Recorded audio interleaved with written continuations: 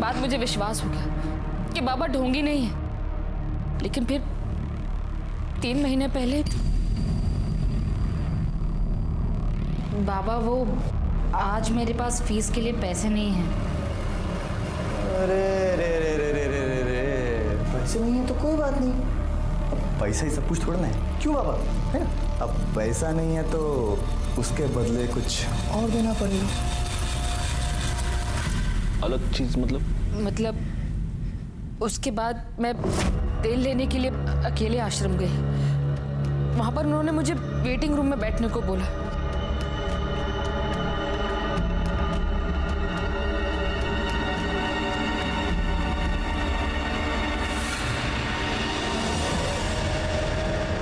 कौन था वो आदमी?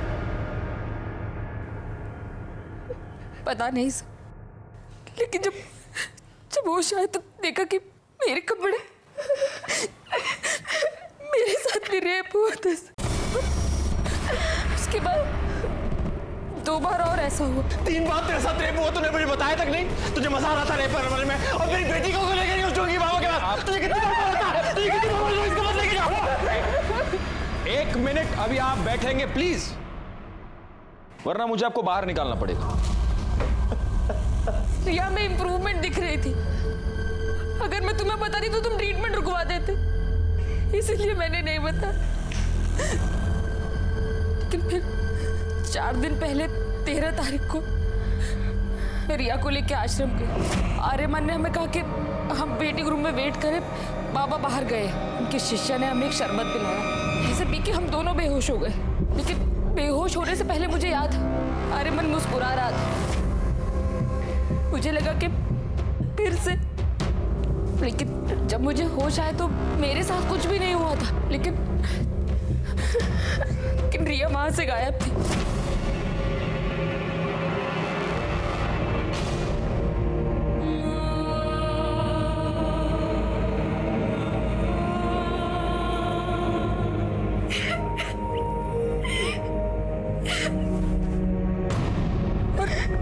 रिया मुझे ट्रीटमेंट रूम में मिली। मैंने आर्यमन से पूछा कि उसने ऐसा क्यों किया, तो उसने कहा कि उसने तो रिया को हाथ तक नहीं लगाया। लेकिन मैं जानती हूँ सर कि आर्यमन ने मेरे रिया के साथ रेप।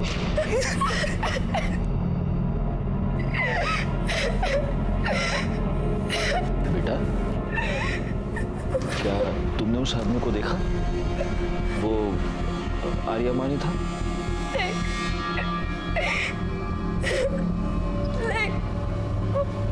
आर्यमान नहीं, आयुष्मान बाबा थे। मुझे याद है, बेहोश होने से पहले जो आदमी मेरी तरफ आ रहा था, उसने वही चोला पहना था जो आयुष्मान बाबा पहनते। इंस्पेक्टर सर प्लीज उस बाबा और उसके बेटे को अरेस्ट कर लीजिए प्लीज सर। प्लीज सर, हमें न्याय दिलवा दीजिए प्लीज सर। कामनी मैडम, बच्ची को मेडिकल एग्जामिनेशन के लिए ले जाइए। आप भी जा सकते हैं।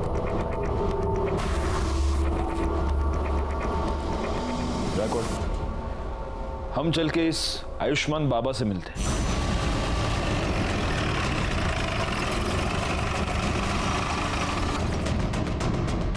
साक्षी हम पर ऐसे आरोप कैसे कर सकती है अपने बाबा के बारे में? देखिए, आपको जो कुछ भी कहना है पुलिस स्टेशन चलकर कहिए। चलिए। साहब 1 मिनट बेटा, ये कोई आम आदमी, चलते फिरते आदमी नहीं है, बाबा है, आयुष्मान बाबा। और इनके भक्तों को पता चला ना कि आपने इनको ऐसे उंगली भी लगाई है, दंगे भड़क जाएंगे साहब, बता रहा हूँ। दंगे वंगे बाद में, सबसे पहले तो तेरे को उठा के अंदर डाल दूंगा। चल यार, ना चलिए चलिए, मैं कह रहा हूँ कर रही है। ये सत्य नहीं है। सभी भक्तों को वही शरबत ग्रहण के लिए दिया गया था। उनमें से किसी को कोई समस्या नहीं हुई। आप चाहे तो दूसरे भक्तों से पूछ सकते हैं। बाबा 13 तारीख को आश्रम में थे ही नहीं, वो एक भक्त के यहाँ आमंत्रित थे। मैं स्वयं पूरा दिन उनके साथ ही था। हम लोग शाम को आश्रम एक साथ ही लौटे थे। सर, मैं तो ज़्यादातर अकाउंट केबिन में ही रहता हूँ, तो बाहर क्या चलता है क्या नहीं चलता मेरे को नहीं मालूम। सच है, भगवान भी इंसान को नहीं पहचान सकता। मैंने साक्षी और उसकी बेटी को बहुत सहायता की थी, फिर भी न जाने क्यों उसने मुझ पर ऐसे घृणित आरोप क्यों लगाए। लेकिन आपको क्या लगता है बाबा, मतलब क्यों लगाए होंगे उसने ऐसे घृणित आरोप आप पर? एक ही कारण हो सकता है। अच्छा, मेरे उपचार के पैसे देना नहीं चाहती होगी, अन्यथा मदद जो करता है उसे ऐसे प्रत्युत्तर में ऐसे घृणित आरोप कोई नहीं लगाता। लेकिन उसकी चूक हो गई, वो चूक गई। 13 तारीख को पूरा दिन हम आश्रम में थे ही नहीं। सर, इसके असिस्टेंट गणेश ने भी यही कहा कि ये लोग शाम को वापस आए थे। क्योंकि यही सत्य है, हमारा शिष्य गणेश पूरा दिन हमारे साथ था, और जिस भक्त के यहां हम पूरा दिन उपस्थित थे, आप उनसे भी पूछ सकते हैं। दोनों को आशीर्वाद है मेरे। अब हम यहां से प्रस्थान करेंगे। अरे नहीं नहीं नहीं नहीं, प्रस्थान वस्थान आप कुछ नहीं कर सकते अभी। क्या है बाबा, आप रेप अक्यूज्ड हैं, तो अब आप यहीं रहेंगे। बैकवर्ड, बाबा को उनकी कुटिया दिखा दो। अब अगले कुछ दिन तक भजन पूजन कीर्तन कीर्तन वहीं पे ले जाओ। चलिए। देखिए ये गलत है। लड़की के कंप्लेन के बाद आयुष्मान बाबा को पुलिस ने रेप के केस में अरेस्ट कर लिया है। अभी भी तुझे लगता है कि तेरा बाबा ढोंगी नहीं है? काजल चुप बैठ। मैं बाबा को बहुत पहले से जानता हूँ, वो ऐसा कर ही नहीं सकते। और अगर रेप हुआ भी है ना तो बाबा ने नहीं किया है, वो उस कमीने आर्यमान ने किया है, क्योंकि वो आर्यमान एक नंबर का। अच्छा, तो फिर पुलिस ने तेरे बाबा को क्यों पकड़ा? हाँ, संभल के रहे। हाँ, संभल के रहे, कहीं बाबा तुझे भी अरेस्ट ना करवा देते। सर, ये रही रिया की मेडिकल रिपोर्ट। इस रिपोर्ट के मुताबिक रिया की बॉडी पर कोई सीमन नहीं मिला है। ये तो एक्सपेक्टेड ही था। 4 दिन बाद वो लोग कंप्लेंट लिखवाने आए थे, 4 दिन बाद हमें क्या मिले? सर, एक बात और, रिया की मेडिकल रिपोर्ट से पता चला है कि उसके साथ सेक्स हुआ है, वो वर्जिन नहीं है। नहीं, लेकिन कमली मैडम, ये बात लेकर हम कोर्ट में नहीं जा सकते। बाबा का वकील पहली हियरिंग में ये साबित कर देगा कि रिया खुद सेक्सुअली एक्टिव थी और अब उसके माँ बाप बाबा को फंसाने के लिए सब चाल चल रहे हैं। नहीं, हमें कोई ऐसा पुख्ता सबूत चाहिए जिससे हम ये साबित कर पाए कि रेप बाबा ने किया है।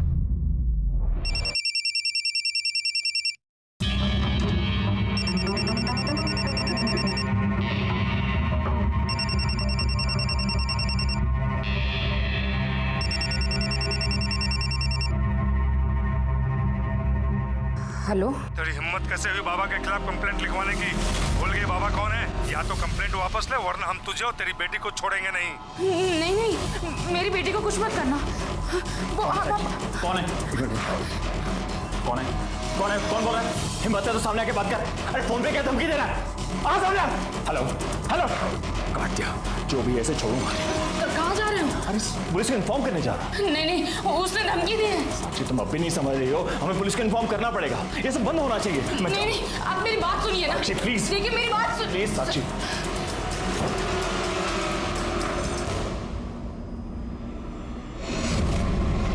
कुत्ते, पहले मेरी बीवी और बेटी के साथ रेप करता है और फिर बाद में धमकी भरे फोन करवाता है। तू सोचता मैं डर जाऊंगा? छोड़ूंगा नहीं तुझे साले। क्या चल रहा है? क्या चल रहा है? क्या कर रहे हैं आप? सर देखिए ना सर, मेरी बीवी के फोन पर सर किसी प्राइवेट नंबर से धमकी भरे फोन आ रहे हैं सर। कह रहे कंप्लेंट वापस ले लो, नहीं तो आपकी बेटी और बीवी को। सर कुछ कीजिए सर। एक मिनट। बैकवर्ड, ये नंबर नोट कर लो और ये नंबर ट्रेस करो, पता करो ये नंबर किसका है, कहाँ से आया है। आप प्लीज इनके साथ चलिए, प्लीज। चला कमाल लगा, चला। कंप्लेंट के हमारे पास है ही क्या? फॉर्मेलिटीज पूर्ण कर सर।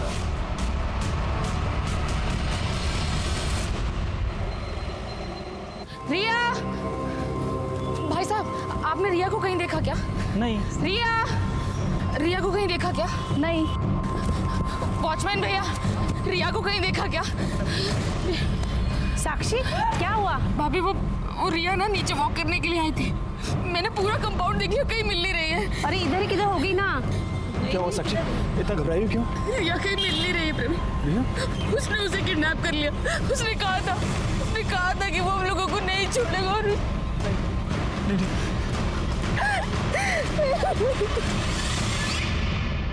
हरामखोर, रिया का रेप तूने किया है ना, मुझे सब पता है। क्या रे बड़ाऊ, मैं किया है, क्या लगा के रखा है? लड़की ने देखा तेरे को, स्टेटमेंट में नाम तेरा, तो मैं कैसे किया है? हा? और वैसे भी जो तू आशीर्वाद के नाम पे जो चोला डाल के जो चुम्मा चाटी करता है, तो ठगी कौन तू? तो रेपिस्ट कौन?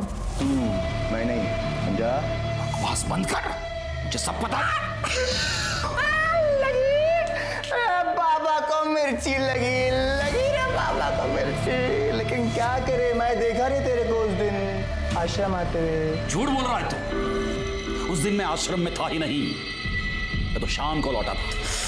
ये जो तेरी झूठ की खिचड़ी है ना, ये तो येड़ा गणेश है ना, उसके साथ मिलको पुलिस से गया, मेरे को नहीं। मैं देखा तेरे को उस दिन शाम को वापस आते हुए भी, और रिया के साथ कमरे में करते हुए भी। हाँ, तो मेरे साथ ना शांतपंथी नहीं। चल जा जा जा जा। बाबा बाबा, वो साक्षी ठाकुर आई है, बहुत शोर मचा रही है और तमाशा भी कर रही है, जल्दी चलिए।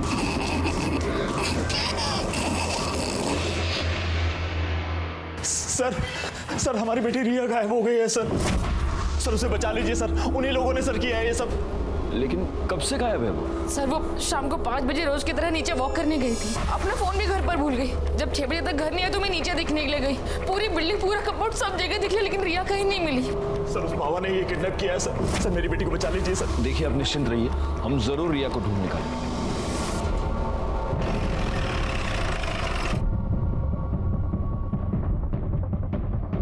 सर, बॉडी को सबसे पहले इन औरतों ने देखा। ये सुबह यहाँ कपड़े धोने आई थी तो इन्होंने बॉडी को देखा। सर, बॉडी पे कई जगह खरोच के निशान हैं। और ये देखिए, गर्दन पे जो मार्क है उसे देखकर तो यही लग रहा है कि मौत गला घुटने से हुई। एक मिनट, पूरा चेहरा टर्न करना। सर, तो रिया ठाकुर है। देखिए आसपास जरा चेक कीजिए, कोई क्लू मिलता है क्या? सर, ये 2 बैसाखी मुझे वहां पे मिली। कामे मैडम, सर, फॉरेंसिक टीम को बुलाइए और बॉडी को पोस्टमार्टम के लिए भेज दीजिए। Okay sir. अब इस बाबा का टाइम आ गया है।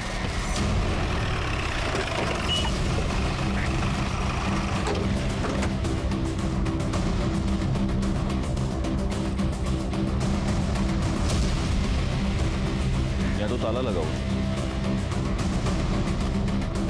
सुनिए, ये इस आश्रम को ताला क्यों लगा हुआ है? पता नहीं साहब, हम तो जब सुबह दुकान पे आए तो देखा कि ताला लगा है। बैकवर्ड, एक काम करो, ये बाबा, उसका बेटा, इस आश्रम के लैंडलाइन नंबर्स सब फोन टैप करो और ये पता करो कि इस बाबा की और कहाँ कहाँ प्रॉपर्टी, और जरा इस बाबा के भी डिटेल्स निकालो। ये ओरिजिनली कौन है, कहाँ से आया है, और ये सारी डिटेल्स मुझे जल्द से जल्द चाहिए। सर, पुलिस ने लड़के की पहचान रिया ठाकुर के नाम से की है। ये वही रिया ठाकुर है जिसने आयुष्मान बाबा पर बलात्कार का इल्जाम लगाया था। याद है ना तुम्हें? इसी बाबा ने तुम्हारे सामने मुझे किस किया था। तब तुम ऐसे ही बस मुंह खोलकर उसे देख रहे थे। तुम्हारी इन्हीं हरकतों से ना उसे बढ़ावा मिला, और आज देखो उसने एक छोटी सी बच्ची को मार के फेंक दिया। पर तुम आज भी ना बस ऐसे ही खड़े रहना, कुछ मत करना, और जाप लागते रहना कि तुम्हारा बाबा इनोसेंट है ना? सर, कल रात को जब ड्यूटी खत्म होने के बाद आप घर चले गए तो एक आदमी ने कॉल किया था। वो कह रहा था कि रिया मर्डर केस के बारे में कुछ जानता है और आपको बताना चाहता है। मैंने उससे कहा कि आप घर चले गए तो उसने कहा कि मैं दोबारा कॉल करूंगा। उसने फ़ोन कट कर दिया और अभी तक उसको कॉल नहीं है। मैं सुबह से ट्राई कर रहा हूँ उसको कॉल करने की, लेकिन मोबाइल स्विच ऑफ आ रहा है। जोशी, पता करो ये नंबर किसका है, हो सकता है इससे हमें कोई इंपॉर्टेंट लीड मिले। Yes sir. रिया ठाकुर की पोस्टमार्टम रिपोर्ट के मुताबिक पहले उसके साथ रेप हुआ था, फिर 18 तारीख की शाम 7 और 8 बजे के बीच उसका गला घोट के उसे मार दिया गया। बॉडी पर सीमेन या कोई ऐसी चीज मिली जिससे मर्डरर को आइडेंटिफाई कर पाए? नहीं सर, बॉडी की फोरेंसिक रिपोर्ट 2 दिन बाद आएगी। 2 दिन? ठीक है, तब तक वेट करते, हो सकता है उससे कोई क्लू मिले। सर, आयुष्मान ट्रस्ट के नाम से आयुष्मान बाबा की 4 प्रॉपर्टीज है, बोरीवली, दहिसर, वसई और विरार में। लेकिन चारों प्रॉपर्टीज में कोई रहता नहीं है, वहाँ पे ताला लगा हुआ है। रिकॉर्ड, एक काम करो, इन चारों जगहों पर सिविल में अपने आदमी रख दो 24 घंटे। पता नहीं क्यों मुझे ऐसा लगता है कि बहुत जल्द यहाँ पर कोई रहने आएगा। सर, हमने आयुष्मान बाबा की डिटेल्स निकाली तो पता चला कि ओरिजिनली वो विरार का रहने वाला है और कुछ साल पहले किसी रामनारायण तिवारी नाम के वैद्य को असिस्ट कर रहा था, उसका कंपाउंडर था। रिकॉर्ड, एक काम करो, इस रामनारायण तिवारी वैद्य से पूछताछ करो और इस बाबा के बारे में जितनी डिटेल्स हो सके उतनी डिटेल्स निकालो। सर, वो हमारे पास 3 साल काम किया था, हमने उसको सब सिखा दिया था। मालिश करना, हड्डी बिठाना और आयुर्वेद तरीके से उपचार करना, दवाई बनाना भी। लेकिन था बड़ा होशियार, हर काम फटाफट सीख जाता था। लेकिन उसे एक आदत थी, वो आयुर्वेद और एस्ट्रोलॉजी की किताब पढ़ने का बड़ा शौक था। जरा सा भी समय मिले किताब खोल के पढ़ने लगता था। फिर एक दिन आया, कहने लगा कि हम कल से काम पर नहीं आएंगे। हम कहा काहे? बहुत उससे कहा कि रुक जा, लेकिन नहीं रुका, वो चला गया। 1 साल बाद सुनने में आया कि साकिब खान जो है आयुष्मान बाबा बन गए। एक मिनट, ये साकिब खान कौन है? अरे वही आयुष्मान बाबा जो है, वही साकिब खान है। मुस्लिम से हिंदू नाम बदल के बाबा बना। और ये आर्यमन उसका बेटा इमरान। हाँ, जब उसकी जोरू मरी तो इमरान 2 साल का रहा होगा। तो इसने माँ का भी प्यार दिया, बाप का भी प्यार दिया। बहुत लाड करता था और लाड प्यार के चक्कर में लड़का खराब हो गया। अच्छा, ये आयुष्मान बाबा मतलब आपका साकिब खान जब ये आपके पास काम किया करता था तो जो महिला इलाज करवाने के लिए आती थी उनके साथ कभी उसने बदतमीजी की थी? ना, कभी कोई बदतमीजी नहीं। अच्छा, उसके किसी रिश्तेदार को आप जानते हैं? नहीं, बस परिवार का मालूम था, सो हमने बता दिया। सर, साक्षी ठाकुर को जिस प्राइवेट नंबर से थर्ड कॉल आ रहे हैं वो पिछले 24 घंटे में अलग अलग लोकेशन पर ऑन ऑफ हो रहा है। आपने ट्राई करके देखा? हाँ सर, हमने कई बार ट्राई किया पर हर बार ऑफ बता रहा है। और सर एक बात और, ये नंबर सूरज यादव के नाम पर रजिस्टर्ड है। हमने उसके घर का भी पता किया पर वो एड्रेस भी फेक निकला। आप लगातार ये नंबर ट्राई करते रहिए और उसकी लोकेशन ट्रेस कीजिए। सर, कल रात को जिस नंबर से कॉल आया था वो मोबाइल नंबर किसी निखिल परांजपे के नाम पे रजिस्टर्ड है। निखिल परांजपे? Yes sir. निखिल परांजपे तो आयुष्मान बाबा का अकाउंटेंट है, यानी कि वो हमें कोई इन्फॉर्मेशन देना चाहता है। हम यहाँ बैठे बैठे उसके फोन का वेट नहीं कर सकते। कामड़ी मैडम, एक काम कीजिए, आप फौरन जाके निखिल परांजपे के बारे में पता कीजिए। Yes sir.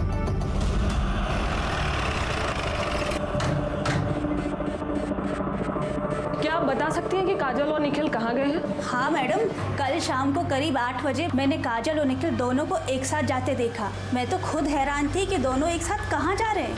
मतलब 24 घंटे लड़ाई झगड़ा करते रहते हैं। किस बात पे?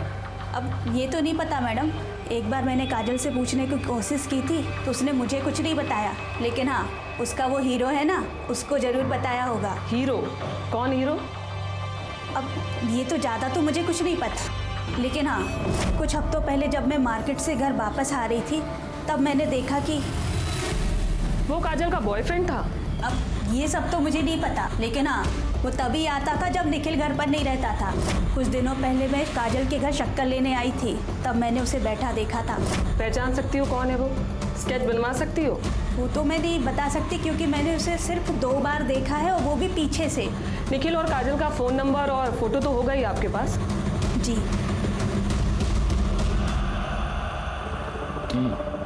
मतलब आयुष्मान बाबा सादिक खान है जो फ्रॉड करने के लिए एक हिंदू बाबा बना।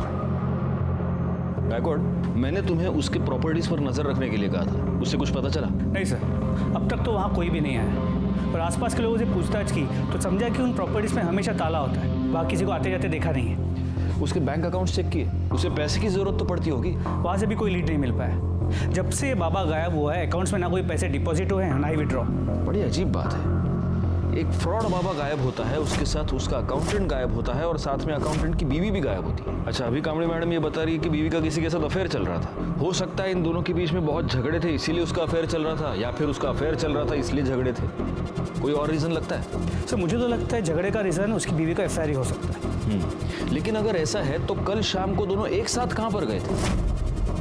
कहीं ऐसा तो नहीं कि मर्डरर को पता चल चुका था कि निखिल पुलिस को कोई इन्फॉर्मेशन देने वाला है, इसलिए इन दोनों मियाँ बीवी को साथ में कहीं पर बुला लिया? सर मुझे लगता है कि ये निखिल काजल और उसके बॉयफ्रेंड को कन्फ्रंट करना चाहता था, इसलिए उन्हें साथ लेकर गया। मगर काजल और उसके बॉयफ्रेंड ने निखिल को गायब कर दिया और दोनों भाग गए। पॉसिबल, लेकिन फिर भी ये थियरी है गायकवाड़। हम कंफर्म ये नहीं कह सकते कि निखिल अपनी बीवी के अफेयर की वजह से गायब है या फिर बाबा की वजह से। और गायब होकर गया कहाँ? सर, गोरे के जंगल एरिया में एक लाश मिली है।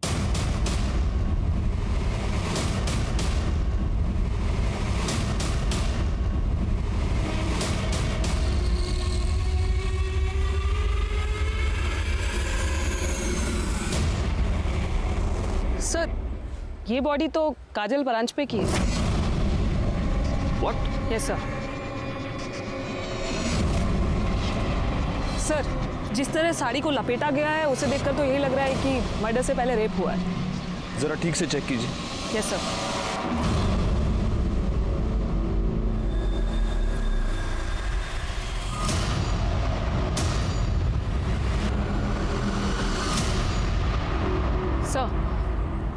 सर ये एक नहीं 2 बॉडीज हैं। क्या? मेरा मतलब है सर एक बॉडी में 2 डेड बॉडी। क्या बात कर रही हैं आप कामिनी मैडम?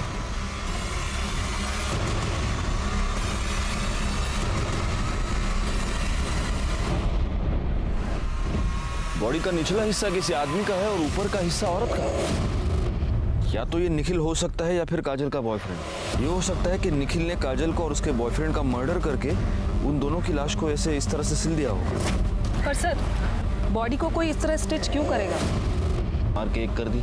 निखिल तो साइको लग रहा है। बिल्कुल है, लेकिन ये सब तब तक एक थियरी है जब तक हमें ये पता नहीं चलता कि ये बॉडी का निचला हिस्सा आखिर किसका है। कामिनी मैडम सर बॉडी को पोस्टमार्टम के लिए भेजने का इंतजाम कीजिए और फॉरेंसिक टीम को बुला लीजिए। Yes sir. पता कैसे चलेगा कि ये बॉडी का निचला हिस्सा किसका है? सर एक आइडिया है। काजल के नेबर्स ने कहा था कि उन्हें यहाँ 1 साल हो गया है। हो सकता है इस बीच को कभी बीमार पड़े और कभी अपना ब्लड टेस्ट किया, तो आसपास के लैब से कुछ इन्फॉर्मेशन मिल सकती है। मतलब ब्लड ग्रुप से? जी सर। Good idea. एक काम करो, उनके घर के आसपास जितने भी पैथोलॉजी लैब्स हैं वहाँ पर पता करो इमीडिएटली। सर पैथोलॉजी लैब से मिली रिपोर्ट और पोस्टमार्टम रिपोर्ट में जो ब्लड ग्रुप आया है उससे ये साफ होता है कि लोअर बॉडी निखिल परांज पे की है। नहीं, लेकिन अगर निखिल परांज पे और काजल के बॉयफ्रेंड का ब्लड ग्रुप सेम हुआ तो? सर ये तो मैंने नहीं सोचा था। पोस्टमार्टम रिपोर्ट के मुताबिक काजल का मर्डर 19 मई को रात 9 से 10 के बीच हुआ है और मृणाल ने हमें बताया कि उसने उन दोनों को 8 बजे घर से निकलते हुए देखा। मतलब निखिल ने यहाँ फोन करने के तुरंत बाद।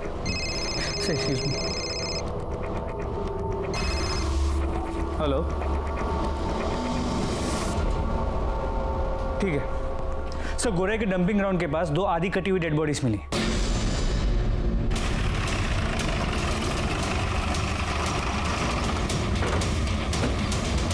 सर मैंने ही आपको फ़ोन किया था। सुबह जब काम पे जा रहा था तभी ये मैंने देखा और 100 नंबर पे मैंने डायल किया। थैंक्स। जोशी बघा। सर ये बॉडी तो निखिल की है। मतलब इसे इतना तो क्लियर हो गया कि उस बॉडी का निचला हिस्सा निखिल का था।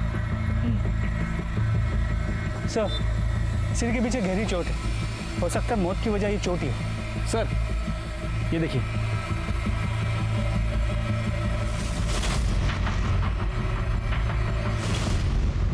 गायकवाड़ अपनी फॉरेंसिक टीम को बुलाओ और उनसे कहना कि इस बार मुझे रिपोर्ट जल्द से जल्द चाहिए। सर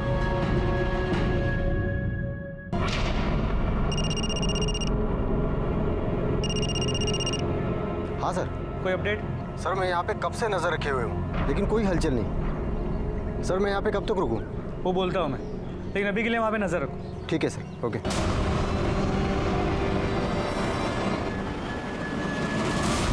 हे शिंदे ना येऊ सर। गायकवाड आयुष्मान बाबांड्याच्या मुलाबद्दल काय कळलं का? नहीं सर, पण लवकरच समझे। और सर ये निखिल की पोस्टमार्टम रिपोर्ट, इसके मुताबिक उसकी मौत 19 मई की रात 9 और 10 के बीच हुई है और मौत की वजह सर पे रॉड जैसे किसी चीज से वार किया जाना है। इसका मतलब सिर्फ घर से निकलते वक्त ही नहीं बल्कि मर्डर के वक्त भी ये दोनों मियाँ बीवी एक दूसरे के साथ ही। गायकवाड़ एक काम करो, हमें जहाँ पर ये दोनों सिली हुई बॉडीज मिली पता करो कि मर्डर के टाइम पे वहाँ आसपास कितने मोबाइल नंबर एक्टिव थे और उन नंबर्स को बाबा, उसके बेटे और बाकी के असिस्टेंट के नंबर के साथ मैच करके देखो। सर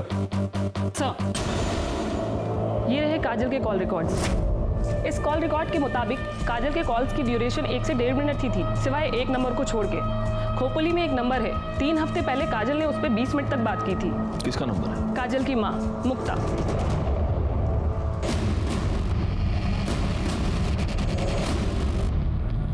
बड़ी अभागन थी मेरी काजल। तिच्या नशिबात सुखच नव्हतं। हम जब पालघर के पास नांदोर गांव में रहते थे तब काजल दूसरे बिरादरी के लड़के के साथ भाग गई। पूरे गांव ने हमें बेदखल कर दिया।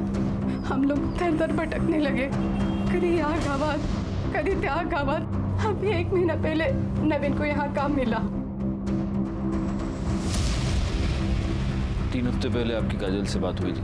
हो सर, 1 महीने पहले की बात है सर। मेरी जानने वाली को मुंबई में काजल बाजार में टकरा गई। उसने मुझे फोन किया, काजल ठीक है, और उसने काजल का नंबर दिया। मैंने सोचा मैं उससे बात नहीं करूंगी, काय करूं, माँ हूं ना। मैंने उसे फोन किया, बड़ी खुश लग रही थी वो फोन पर। उसने कहा कि वो मुझसे मिलने आने वाली है, पर नहीं, वो नहीं आई। उस निखिल के घर वालों ने मारा है साहब मेरी ताई को। साहब हमारी ताई उसे कभी पसंद नहीं थी, हम लोग अलग बिरादरी के ना, इसीलिए। वैसे 19 तारीख को तुम कहाँ थे? मैं काम पे था साहब। विट्ठल और मैं साथ में ही काम पे जाते। विट्ठल कौन? हमारा पड़ोसी, इधर बाजूला रहा था। निखिल की फैमिली का नांदौर का एड्रेस है आपके पास? ठीक है सर, विट्ठल ने कंफर्म किया है। 19 मई को नवीन उसके साथ सुबह से शाम तक गोडाउन में ही था। एक काम करते, निखिल के घर चलकर पता करते कि इस नवीन की बात में कितनी सच्चाई है। मैंने कितनी बार निखिल को समझाया था कि काजल तेरे लिए ठीक नहीं है, फिर भी उसने मेरी एक बात नहीं मानी। इसलिए तुमने उन दोनों का पता लगाया, उनका मर्डर किया और अपना बदला पूरा किया। क्या बात कर रहे हो साहब? मैंने खुद उन दोनों की शादी करवाई थी। बिरादरी में रहने के लिए नाटक किया था कि वो दोनों गांव से भाग गए। दरअसल मुझे पहले से ही पता था कि वो दोनों मुंबई में कहाँ रहते हैं, क्योंकि वो घर मैंने ही भाड़े पे लेके दिया था उन्हें। हर दूसरे दिन मेरी निखिल से बात होती थी। फिर मैं अपने बेटे और बहू को क्यों मारूंगा? फिर एक बार हम डेड एंड पर आकर पहुंच चुके थे। हालांकि फॉरेंसिक रिपोर्ट से यह पता चला था कि रिया के नाखून में किसी के स्किन फ्रैगमेंट्स पाए गए थे, लेकिन वो स्किन फ्रैगमेंट्स किसके थे ये पता लगाने का कोई भी तरीका हमारे पास नहीं था। दूसरी तरफ हमारी ये थियरी थी कि काजल और निखिल का मर्डर या तो काजल के लवर ने किया है या आयुष्मान बाबा ने। काजल और निखिल के मर्डर स्पॉट पर एक्टिव नंबर्स का हम इंतजार कर रहे थे, और हमें इंतजार था सूरज यादव का भी, जिसे ट्रेस करना काफी मुश्किल हो रहा था क्योंकि उसका मोबाइल नंबर लगातार ऑन ऑफ हो रहा है। ऐसे में आयुष्मान बाबा के प्रॉपर्टीज पर नजर रखने का हमारा प्लान कामयाब हो गया जब हमें यह पता चला कि उसकी वसई की प्रॉपर्टी पर कोई आया है।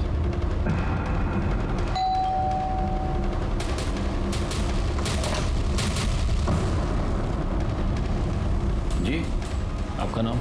माजिद खान। सादिक खान को जानते हैं? हाँ, वो हमारे फूफी के लड़के हैं, हमारे बड़े भाईजान हैं। बड़े ताज्जुब की बात है माजिद साहब, आपकी आवाज़ आपके फूफी के लड़के से बहुत मिलती जुलती है। देखिए, आप हमें खामखा परेशान कर रहे हैं। हमारे बड़े भाईजान का उन्होंने जो किया है उससे हमारा कोई वास्ता नहीं है। गायकवाड़,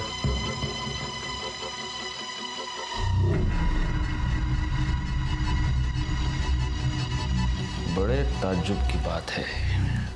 सिर्फ आवाज ही नहीं, आपके हाथ पर चोट का निशान भी आपके फूफी के लड़के से मिलता जुलता है। सुनिए मेरी बात सुनिए। आयुष्मान बाबा, अब तेरे आशीर्वाद देने के दिन खत्म हो गए, अब हम तुझे आशीर्वाद देंगे। सर, मुसलमान होके मैं आयुर्वेद या ज्योतिष का धंधा नहीं कर सकता, इसलिए फिर सादिक खान से मैं आयुष्मान बाबा बन गया।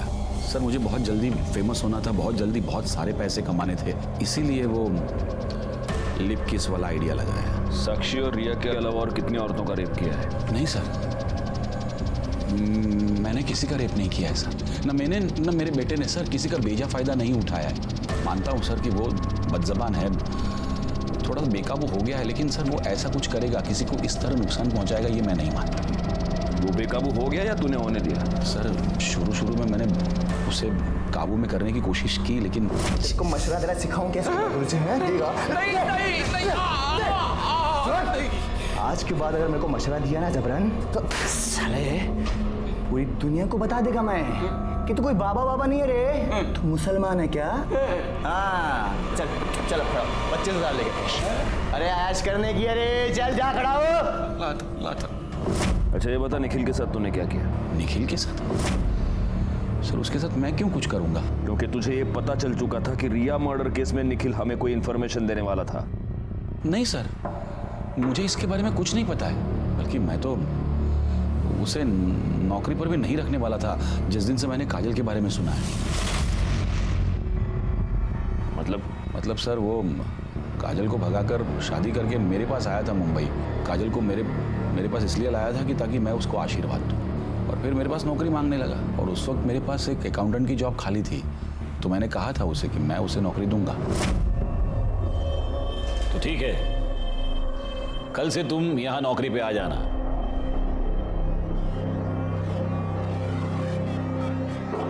मेरी बीवी है।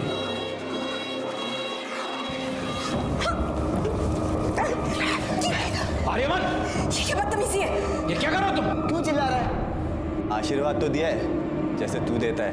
निखिल, रिया और काजल तीनों का मर्डर हुआ है। बता, इसमें से कौन सा खून तूने किया, कौन सा तेरे बेटे ने किया, या दोनों ने मिलके किए तीनों खून? नहीं सर, हमने किसी का खून नहीं किया, सच कह रहा हूँ सर। अगर मर्डर नहीं किया तो भाग क्यों गया था? रिया के बारे में सुन के डर गए थे हम लोग। बेटा कहाँ है तेरा? कहाँ छुपा के रखा है उसको? जिस दिन से आश्रम से भागा उस दिन से वो गायब है सर। बैकवर्ड, इसका डीएनए टेस्टिंग कराओ। रिया के नाखून में जो स्किन का फ्रैगमेंट मिला उससे मैच करके देखो। आयुष्मान बाबा आखिर तक यही कहता रहा कि वो निर्दोष है, और हमारे पास भी उसके खिलाफ कोई भी पुख्ता सबूत नहीं था। हम उसके डीएनए टेस्ट के रिजल्ट का इंतजार कर रहे थे। आर्यमान अभी तक गायब था। ऐसे में हमारे पास उन फोन नंबर्स की लिस्ट आई जो 19 मई को रात 9 से 10 के बीच निखिल और काजल के मर्डर स्पॉट पे एक्टिव थे। वो 3 नंबर्स थे, और उन 3 नंबर्स में से एक नंबर के बारे में हमें पहले से ही पता था।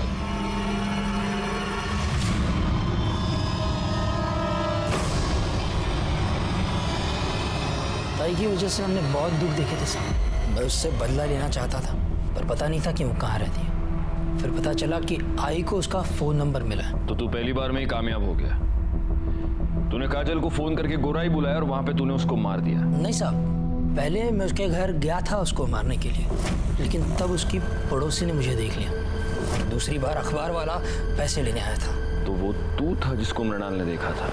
मैंने सोचा कि ताई को किसी ऐसी जगह ले जाके मारना होगा जहाँ मुझे कोई देख नहीं पाए। हाँ बोलो नमीन। वो कुछ काम से मैं मुंबई आया था, तो आपसे कुछ जरूरी बात करनी है, मिलना था। अरे पर ताई, मैं वो सब आपको मिल के बताता हूँ। आप एक काम कीजिए, आप मुझे गुराई के पास आके मिलिए। अच्छा ठीक है, मैं आती है। क्या हो गया, यहाँ क्यों बुलाया? घर आ जाता ना। छोड़ूंगा नहीं। छोड़ उसे। देखा, मैंने तुझे कहा था इस तरह सुनसान जगह पे बुला, जरूर कुछ गड़बड़ है। सब उसके बाद मैं घर जाके विट्ठल को मना लिया, ताकि कल को अगर पुलिस पूछे तो उनसे झूठ कहे कि मैं दिन भर उनके साथ था। लेकिन तू अपने मोबाइल को नहीं मना पाया, और तेरी मोबाइल लोकेशन ने तुझे फंसा दिया। निखिल और काजल के मर्डर की चार्जशीट फाइल करो इसके ऊपर।